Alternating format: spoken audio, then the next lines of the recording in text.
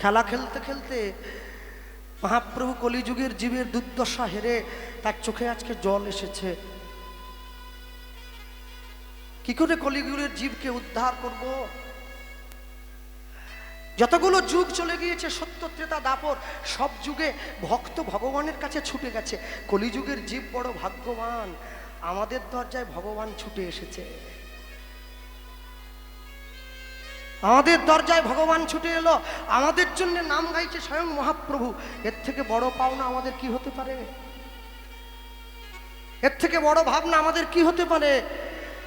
এর থেকে বড় চিন্তা আমাদের কি হতে পারে? না না না, মহাপ্রভুকে শুধু ভগবান বানিয়ে সিংহাসনে বসিয়ে দিলে হবে না তো, তার চিন্তা ভাবনাকে সম্মান দিতে হবে। তবে তো বুঝবো তাকে আমরা ভালোবাসতে পারলাম কি না। ভালো করে তাকিয়ে দেখো, খালি গায়ে একটা উত্তরীয় নিয়ে, একটা ধুতি পরে মানুষের দরজায় গিয়ে মানুষের মাঝে ঝাঁপিয়ে পড়েছে।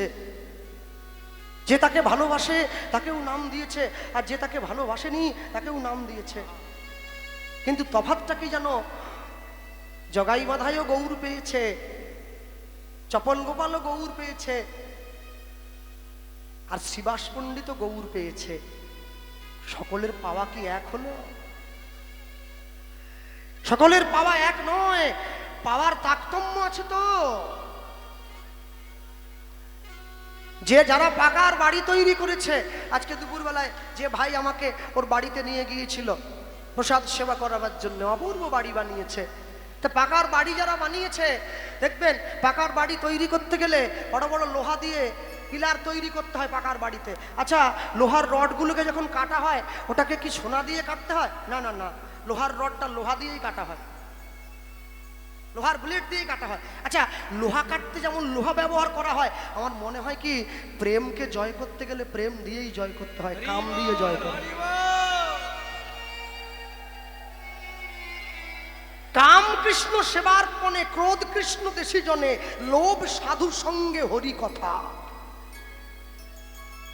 এই আমার মাথায় চুলটা দেখছো, এই চুলটাকে ঠিক রাখতে গেলে সারাদিনে আমার মাথায় 10 বার চিরুনি দিতে হয়। চুলটা ঘেটে গেলে আর মুখের সৌন্দর্য থাকে না।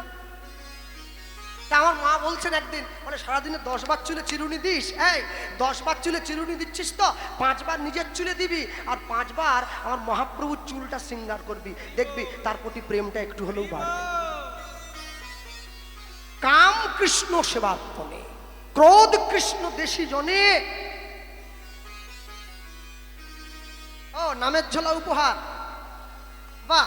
এতদিন পরে একটা দামি জিনিস দিয়েছে, নিতাই গৌর প্রেমানন্দে হরে হরি বল, হরি বল, হরি বল। তবে ভগবান আমার কথা শুনেছে জানো, আমার নামের ঝোলাটা ছিঁড়ে গিয়েছিল, ঠিক সময় পেটিয়ে দিয়েছে।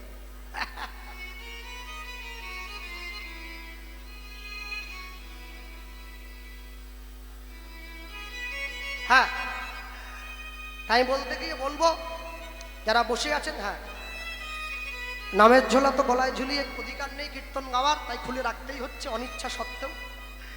তাই বলতে গিয়ে বলবো, সবার আগে যারা ভগবানকে অন্তর থেকে শ্রদ্ধা করে, যারা ভগবানকে অন্তর থেকে ভালোবাসে, সেই ভালোবাসাকে মূল্য দিতে হবে। আমি ভালোবাসতে নাই বা পারি, আপনি তো বাসেন, তাহলে আপনি যদি ভালোবাসেন, তাহলে আমি কি পারি না আপনার ভালোবাসাকে সম্মান করতে? আমি নাই বা ভালোবাসলাম, আমি তো আপনাকে সম্মান করতে পারি। নিজ নিন্দা ভগবান সহিবারে পারে, ভক্ত নিন্দা কহু সহিবারে না রে। তুমি আমাকে ভালোবাসতে না পারো, যে আমাকে ভালোবাসে তুমি তাকে যদি ভালোবাসো, ওটা আমাকে ভালোবাসার থেকেও বেশি পাওনা হলো। হ্যাঁ, তাই ভগবানকে যদি ভালোবাসতে নাও পারেন, ভগবানের ভক্তকে ভালোবাসবেন। কেন? ভগবানের ভক্তকে ভালোবাসলে ভগবানকে সম্মান দেওয়া হয়।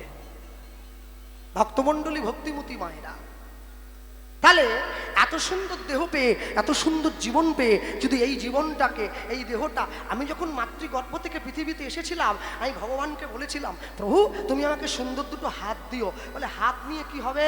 বলে বন থেকে বনের পুষ্প করিব চয়ন, তোমার চরণে পুষ্প করিব অর্পণ। তুমি আমাকে সুন্দর দুটো পা দিও, পা দিয়ে কি হবে? যেখানে তোমার হরিনাম হবে আমি শুনতে যাব। সুন্দর দুটো চোখ দিও, চোখ দিয়ে কি হবে? তোমার শ্রী বিগ্রহ দর্শন করব। আমাকে সুন্দর একটা মুখ দিও, মুখ দিয়ে কি করবি? মুখ দিয়ে প্রাণ ভরে তোমার নাম গাইব। আমাকে সুন্দর একটা বদন দিও, বদন দিয়ে কি হবে? তোমার স্বরূপ ধারণ করব কপালে, মুখের শোভাটা বাড়বে, আমার নিজের অন্তর ধন্য হবে, কত আনন্দ হবে বলো। তিলক মানে তোমরা কি ভাবলে? শুধু কি বৈষ্ণবতা অর্জন করলে তিলক সে দেবে নাকি? তিলক সবাই দেবে। ও আমার দেশের মাটি, তোমার পরে ঠেকাই মাথা। দেশের মাটি কপালে নেবে না তো কি বিদেশের মাটি কপালে নেবে নাকি? দেশের মাটি কপালে নাও। যারা মিলিটারির চাকরি করে যখন যুদ্ধ করতে যায়, মা মাটি দিয়ে কপালে দাগ দিয়ে দেয়, যা বিজয় তিলক এঁকে দিলাম। তা বিজয় তিলক একদিন আঁকবে কেন? যদি সব দিন দাও ক্ষতি কি আছে? যদি সব দিন দাও ক্ষতি কি? আসতে আচ্ছা বলতে পারেন, যাদের বাড়িতে মন্দির আছে, যে বাড়িতে ভগবানের সেবা হয়, যে বাড়িতে ভগবানের মন্দির আছে, সেই বাড়িতে ভগবানের মন্দিরে সেবা দেওয়ার সময় প্রত্যেক দিন সন্ধ্যেবেলা করে ভগবানের মন্দিরে কি জ্বালানো হয়? ধূপ, প্রদীপ, ধুনো। আচ্ছা, যে মন্দিরটা মানুষ বানিয়েছে কোটি কোটি টাকা খরচ করে নিজের বাড়িতে গ্রামে, সেই মন্দিরের দাম বেশি না যে মন্দিরটা ভগবান আমাদের দিয়ে পাঠিয়েছে সেই মন্দিরটার দাম বেশি? যা আছে ব্রহ্মাণ্ডে তা আছে দেহভাণ্ডে। তাই যদি হয় তাহলে যে মন্দির তুমি ভগবানের জন্য তৈরি করলে তোমার বাড়িতে, তুমি সেই মন্দিরে প্রত্যেক দিন সন্ধ্যেবেলা করে ধূপ জ্বালাও। আর যে মন্দির ভগবান তোমাকে দিয়ে পাঠিয়েছে, তুমি সেই মন্দিরে বান্ডিল বান্ডিল বিড়ি জ্বালিয়ে বসে আছো। তা কেমন ভালোবাসো ভগবানকে তুমি? যে মন্দিরে ভগবানকে বসিয়েছ, তুমি সেই মন্দিরে ভগবানকে প্রত্যেক দিন সেবা দাও। শাক, শুক্তা, বিচাকলা, থোড়, মুচকা, ভগবানকে সেবা দাও। আর যে মন্দিরে তুমি ভগবানকে সেবা দাও, সেই মন্দিরে তুমি প্রত্যেক দিন ভগবান কত ভালো ভালো সেবা দাও। আর যে হৃদয় মন্দিরে ভগবান নিজে বসে আছে, তুমি সেই হৃদয় মন্দিরকে প্রত্যেক দিন মাছ মাংস ঢুকিয়ে হৃদয় মন্দিরটাকে নোংরা করে দিচ্ছ। হ্যাঁ, ভগবান চাইলেও থাকতে পারে না, কি করে থাকবো? নোংরা করে দিচ্ছ তো। হ্যাঁ, বিরাট বড় বাড়ি তৈরি করেছেন বাড়িতে, তাহলে যদি বাড়ির দাম হয় 1 কোটি টাকা, সেই বাড়ির পায়খানা বাথরুম নিশ্চয়ই ছোট হবে না, ওটাও তো বড় হবে। কেন, বাড়ি যদি বড় হয় ল্যাট্রিন বাথরুমটাও বড় করে করতে হয়। আচ্ছা, বাড়ির মালিকের যদি অনেকগুলো অতিথি এসে যায়, অনেক গেস্ট এসে পড়ে বাড়িতে, আজকে একটাও শোয়ার ঘর ফাঁকা নেই, মালিক গিয়ে বলছে আমার বাথরুম তো অনেক বড়, এসো একটা মাদুর দিয়ে দিয়ে ওখানে শুয়ে পড়বে? কোনোদিন হবে না। বাথরুমটা বাথরুমই হয়। দেহটা যতই লম্বা হোক, যতই মোটা হোক, যতই ফর্সা হোক, মনটা যদি বাথরুমের মতো হয় না, ভগবান চাইলেও থাকতে পারে না। হরি বল, হরি বল, হরি বল। অনেকে আমায় বলে, কৃষ্ণমা জানেন তো, এই যে আপনি সবসময় আসরে বলেন না মালা তিলক করার কথা, মন যদি ঠিক থাকে দাদা, ওসব মালা তিলকের দরকার হয় না। এমনি মন ঠিক থাকলে সব ঠিক, মন ঠিক থাকলে সব ঠিক হয়ে গেল।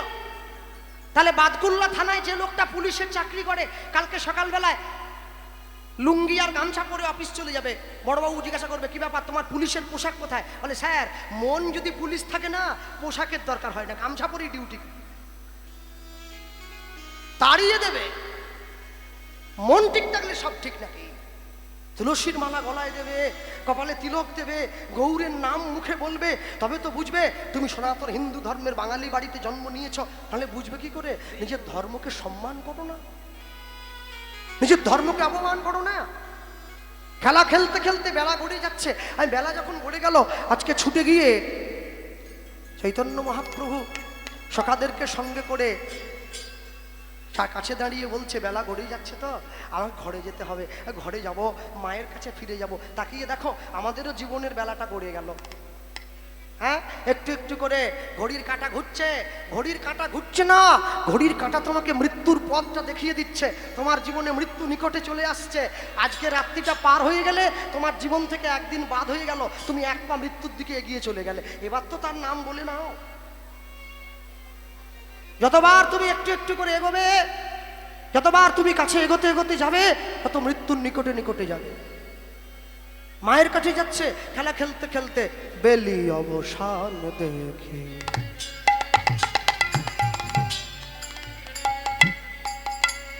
বেলি অবসান দেখে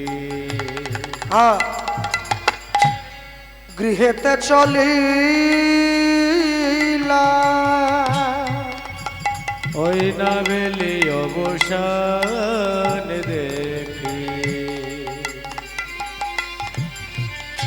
ওগো গৃহেতে একটু এগিয়ে গিয়ে এসো চলা বেলি অবসান দেখি গৃহেতে চলিলা বেলি অবসান দেখি গৃহেতে চলিলা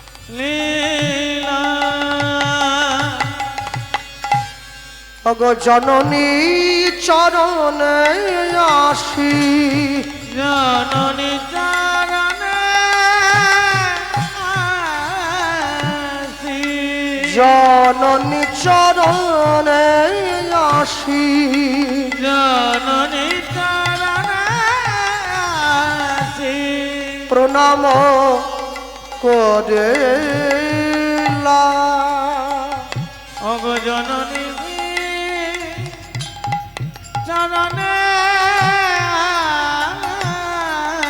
আসি প্রণাম করিলা দেখো প্রণাম করিছে দেখো প্রণাম করিছে না না না মহাপ্রভু প্রণাম করছে মাকে ছুটে এসে এটা এমন কিছু আশ্চর্য হওয়ার কিছু নেই দেখ ওই জগৎ যাকে প্রণাম করে সে আজ মায়ের চরণে প্রণাম করিছে নিতাই গৌর হরি বল। প্রণাম করে চরণে প্রণাম করিছে ওগো জগৎ যাকে প্রণাম করে সে আজ মায়ের চরণে প্রণাম করিছে জগৎ যাকে প্রণাম করে মায়ের চরণে আসি প্রণাম করিছে ধুলায় ধূসর অঙ্গ গদ গদ ভাস ধুলয়ে ধূসর অঙ্গ আমার গদ গদ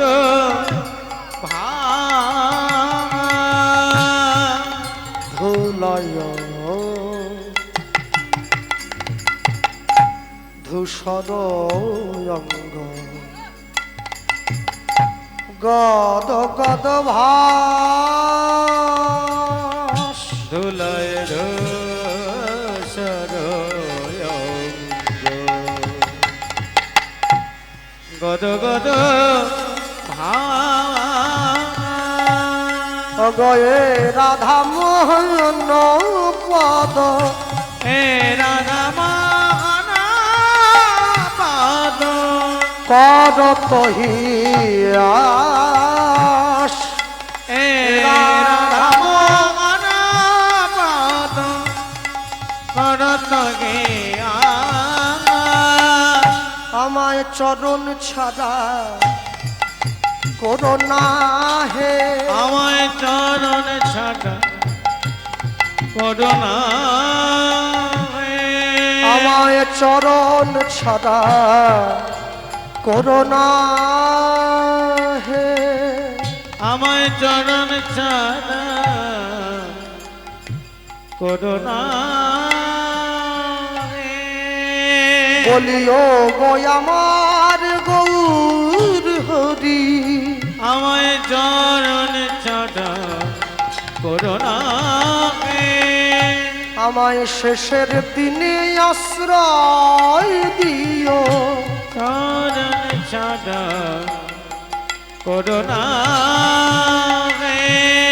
আমি ওই চরণে শরণ নিলাম চরণ ছাড়া করোনা আমি ওই চরণে শরণ নিলাম চরণ ছাড়া করোনা তোমার চরণ বিনে একা হয়ে রব চরণ ছাড়া করো না গে ও হে আমার গৌর হরি চরণ ছাড়া করো না গে ও গো আমার গৌর হরি চরণ ছাড়া করো না গে আমি ওই চরণে শরণ নিলাম চরণ ছাড়া করো না গে ও হে আমার গৌর হরি চরণ ছাড়া করো না গে ওরে আমার গৌর হরি চরণ ছাড়া করো না গে চরণ ছাড়া করো না গে হে রাম অনাপাত করত হে আসনে হে রাধা মোহন পাদ করত হে আসনে ধুলায় ধূষণ অঙ্গ গদ গদ ভাস হে রাধা মোহন পদ করত হিয়া হে রাধা মোহন পদ করত হি আস রে হে রাধা মোহন পদ করত হে আসরে রাধা মোহন পদ করত হি আসরে হে রাধা মোহন পদ করত হে আসরে হে রাধা মোহন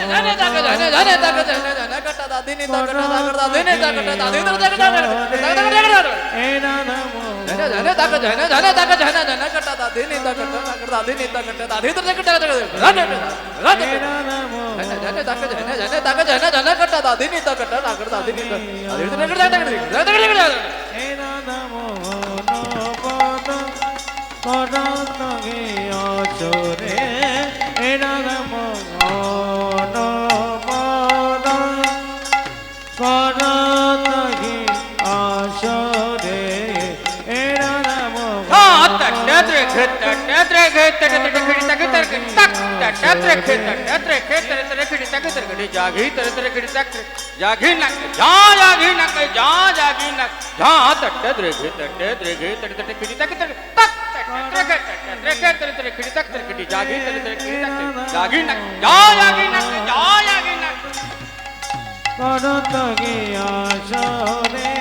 হে রাধা মোহন পাদ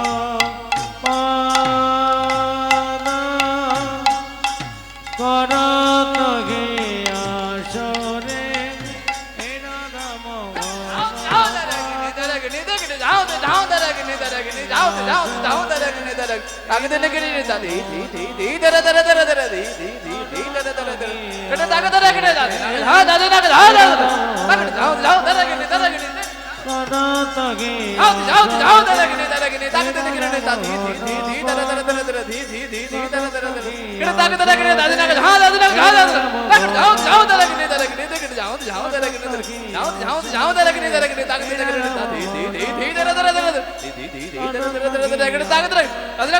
গে রাধা মোহন পদ করত গে আসরে হে রাধা মোহন তাই গৌর প্রেমানন্দ হরি বল হে রাধা মোহন পদ করত গে আসরে হে রাধা মোহন পদ করত গে আসরে হে রাধা মোহন পদ করত গে আসরে এ এ এ এ বসো। আচ্ছা জানি তাই এতক্ষণ পর্যন্ত নবদ্বীপে ছিলাম, চলুন বৃন্দাবনে যাই। এ কথা বলতে নাই, কি নবদ্বীপে ছিলাম বৃন্দাবনে যাই? বৃন্দাবনে বসেই ছিলাম, বৃন্দাবনে বসেই আছি, বৃন্দাবনে বসেই থাকবো। আর ছিলাম, চলুন যাই। এই কথা যদি বলতে হয় তাহলে এটা কেটে দাও, যেখানে হয় হরিনাম সংকীর্তন সেটাই বৃন্দাবন, বাদ দাও, কেটে দিয়ে লেখো আগে নবদ্বীপ যাবো তারপরে বৃন্দাবন যাবো। ইস, শুধু মুখস্থ মাল সাবলাই আর মুখস্থ মাল সাবলাই। এতক্ষণ নবদ্বীপে ছিলাম, চলো বৃন্দাবনে যাই। যেখানে বসেছিলাম সেটাই বৃন্দাবন ধাম। তাহলে গৌড়ের কথা বললাম কেন? দুটো ঘর আছে, দরজা একটায়। একটায় রাধাকৃষ্ণ মিলিত তনু শ্রী গৌরাঙ্গ যুগল, আরেকটা ঘরে রাধাকৃষ্ণ পৃথক দেহে যুগল। আমি গৌরাঙ্গ মহাপ্রভুকে দর্শন করলাম, পাশের ঘরের দিকে উকি বাড়িয়ে দেখছি রাধা গোবিন্দ আলাদা হয়ে বসে আছে। এবার তাকে দেখব। নবদ্বীপে ছিলাম, বৃন্দাবনে যাই, বৃন্দাবনে বসেই আছি, বৃন্দাবনে বসেই থাকবো, বৃন্দাবনে বসেই বৃন্দাবনের কথা শুনবো। তবে